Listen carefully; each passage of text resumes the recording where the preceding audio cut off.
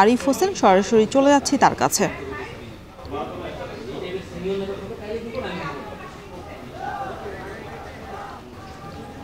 আরিফ, জানাবেন ঈদে মিলাদুন্নবী উপলক্ষে কি আয়োজন থাকছে আজকে রাজধানীতে?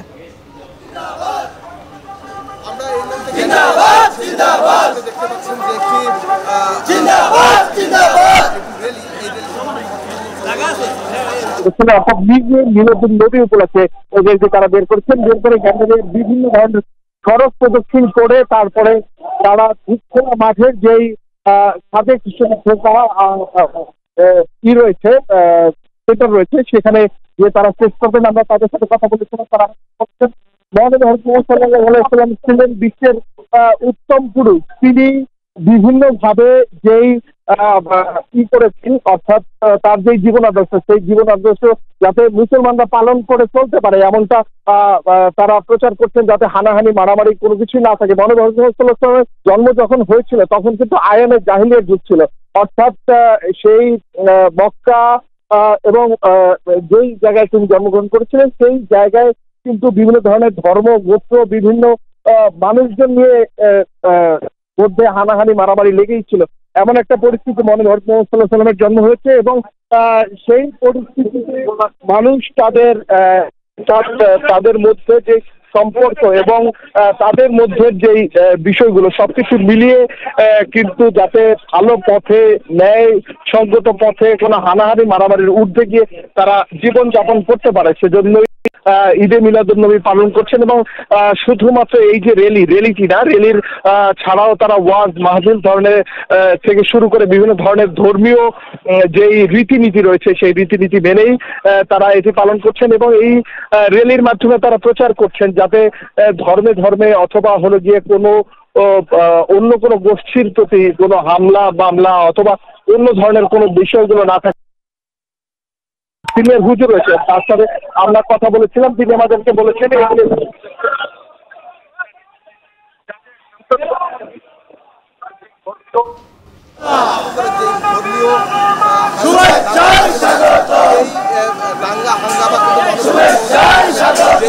রয়েছে তার যেই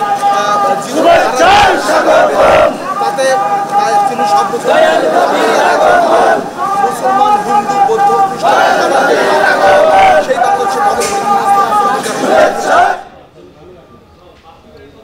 পবিত্র ঈদে মিলাদুন্নবী উপলক্ষে রাজধানীর নানা আয়োজনের খবর জানাচ্ছিলেন সহকর্মী আরিফ হোসেন। দেখছেন এখন ঢাকা।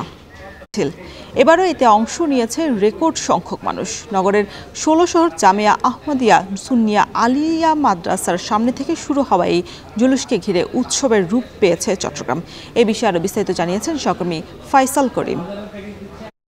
বাংলাদেশে ঈদে মিলাদুন্নবীর যতগুলো আয়োজন আছে তার মধ্যে সবচেয়ে বড় আয়োজন ধরা হয় চট্টগ্রামের যে জশ্নে জুলুস আছে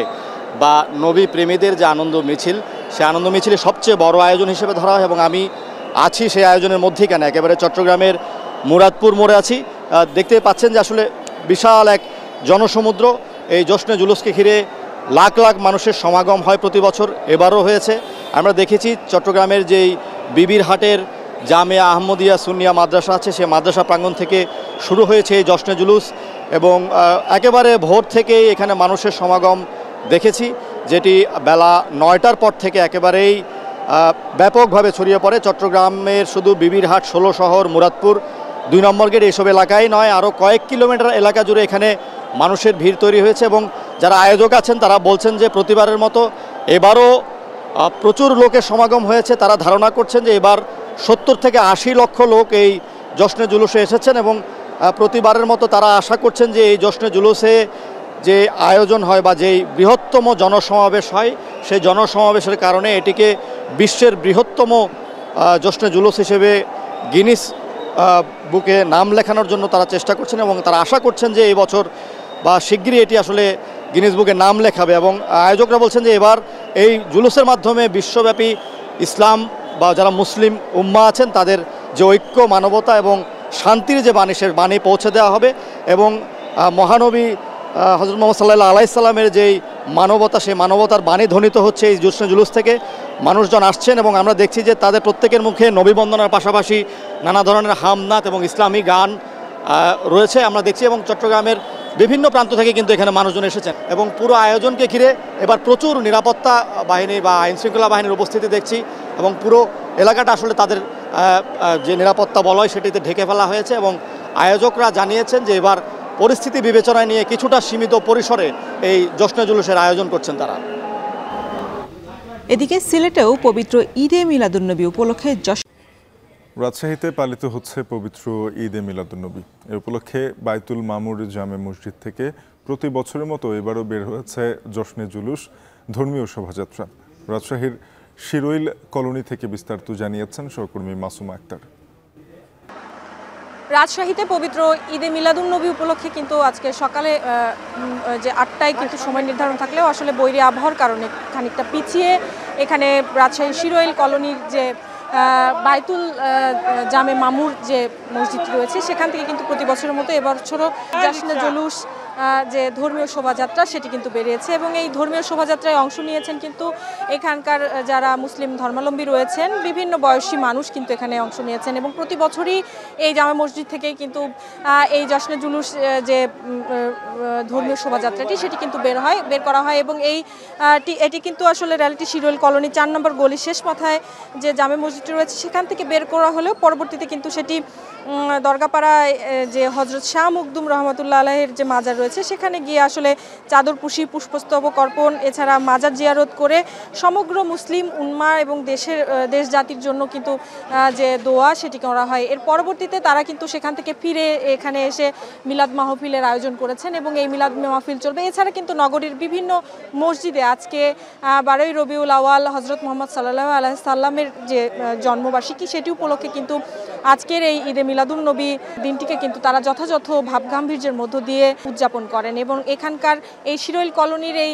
জামে মামুর যে মসজিদটি রয়েছে এখান থেকে প্রতি বছরই কিন্তু আসলে এই যে জশ্নে জুলুস যে ধর্মীয় শোভাযাত্রা সেটি কিন্তু বের করা হয়। আমরা দেখেছি আজকে সকাল 8টায় আসলে এই